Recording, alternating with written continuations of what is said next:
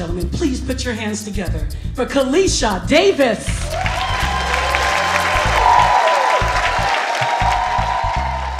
It's 2012, right at the start of the new year. I put my bags in the car, and Dad and I are on our way to the airport. I have a new job in California, a new apartment, and a new car that's waiting for me when I get there. It's so exciting. We're riding in the car and we're talking, and I start to feel a little bit of a wave of anxiety that rushes over me, and I can't really explain why. It was just a few weeks ago that I take a leap of faith, and I decide to take a new position in the Bay Area. It's a dream opportunity, and I'm so excited because it's the type of job that someone like me has worked for their entire career. So I rush to tell my family, and of course my dad has plenty of questions. Well, where exactly is this in California? He pulls out his almanac to look for Menlo Park. And what's the name of this organization? And what's the salary looking like? Oh, that's pretty good, but you know that California is going to end up in the ocean one day. So you should probably go now and have this experience and get back before all that shit goes down.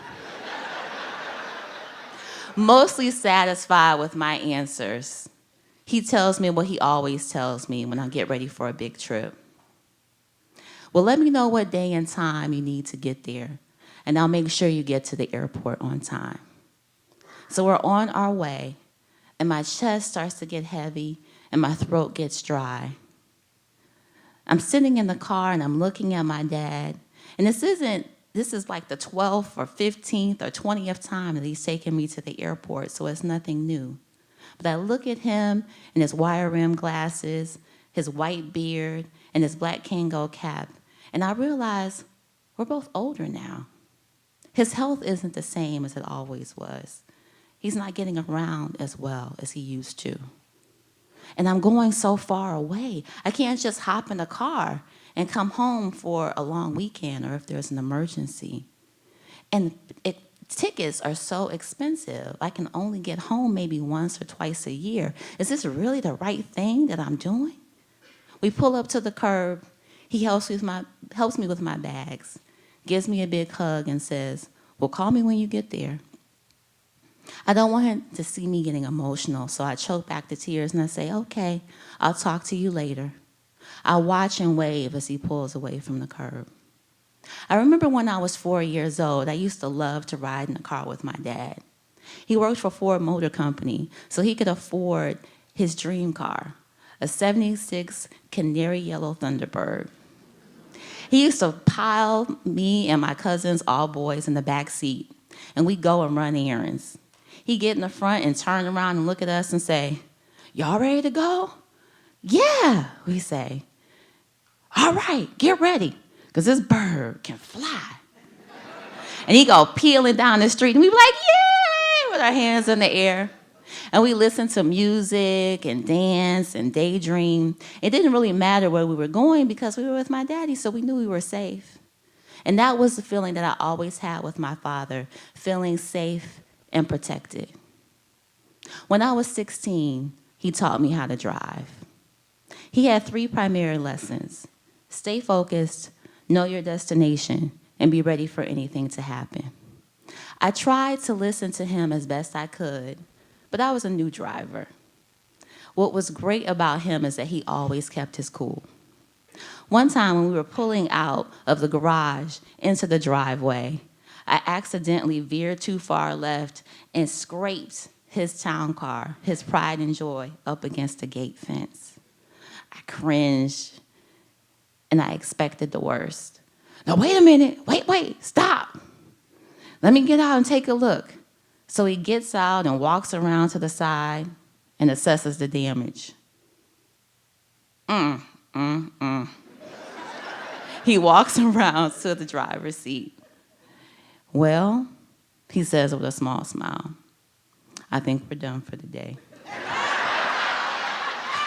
He opens the door and lets me out, and he gets in.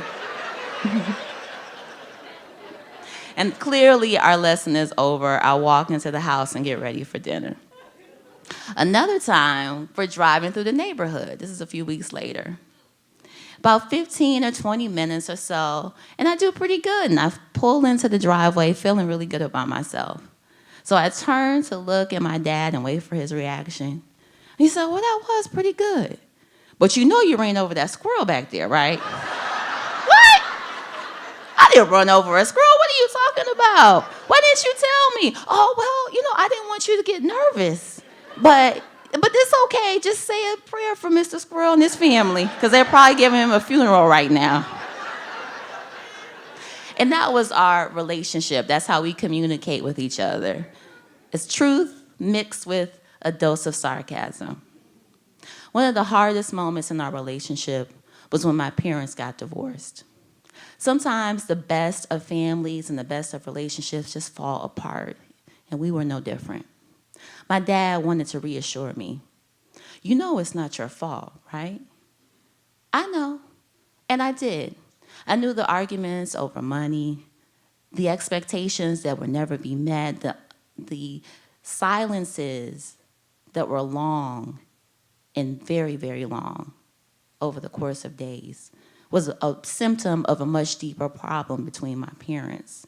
They just couldn't meet each other's needs anymore, and they were growing apart. My dad moved out not long after that. I helped him move into his new place, but it wasn't home. We rarely talked as much anymore, which was hard because I talked to him about damn near everything. It was difficult for me as their only child because as much as I adored my father, I didn't want my mother to think that I was choosing him over her. My junior year of college, I get an internship in Minneapolis, and I'm so excited.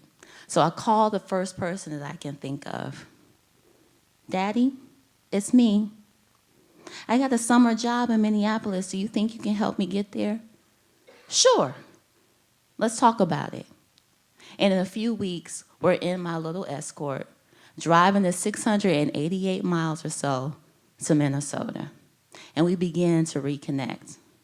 So what's happening at school? And I tell him all about my new friends, what it's like to be in a sorority, what I like and dislike about Mount Pleasant, Michigan. And I say, well, Dad, what's going on with you at home?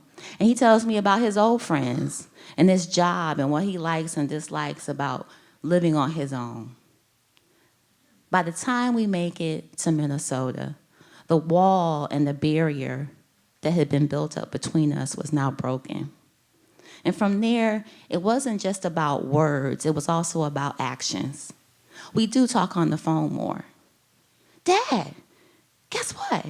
I think I want to learn how to play tennis. They play a lot of tennis out here. Oh, really? I used to play tennis back in the day. My birthday comes up a few weeks later.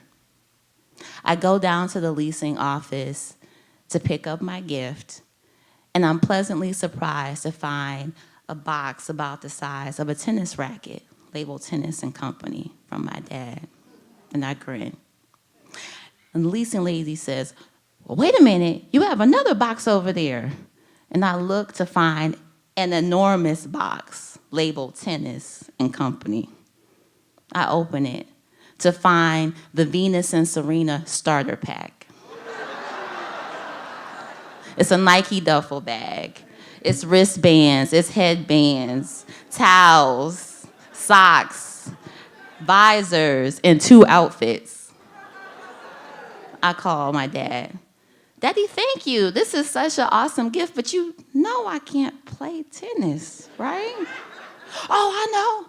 I just wanted you to be prepared so you can take your lessons and you can go ahead and start playing tennis. My roommate and the other interns laughed at me for weeks. And ever since that time, with every change of address, location, or business card, I've had the pleasure of knowing that my father was right behind me every step of the way and allowed me to feel braver and more bolder as I stepped into what I believed to be my true purpose. So on that day, when he pulled away from the curb and I walked into the airport, the anxiety that I had that was surrounding me began to fade away. And I felt more strong and more ready for what was ahead because I knew my dad would always be there for me. And I even began to have faith that he would be there when the time came for me to return home here to Detroit. And just a few years later, in 2015, after a 2,400-mile drive over 5 days from San Francisco to Detroit, I did just that. And I'm so happy because now I'm home. And my dad is thrilled. He's so excited. Except when I pick on him about eating too many sweets and not getting enough exercise. I think he probably wishes I was still in California. Did you just eat a whole box while I was sitting? Girl, you better leave me alone. Our relationship is as sweet as it ever was. And I fuss at him because I just want him to be here a little bit longer. I want to be able to continue down this road together with him that I started in the first place. So I am being a little bit selfish. Because it's not just about this person that I care about so much, that's been in my life for so long. He's not just my father. He's not just my family. He's really my best friend. Thank you.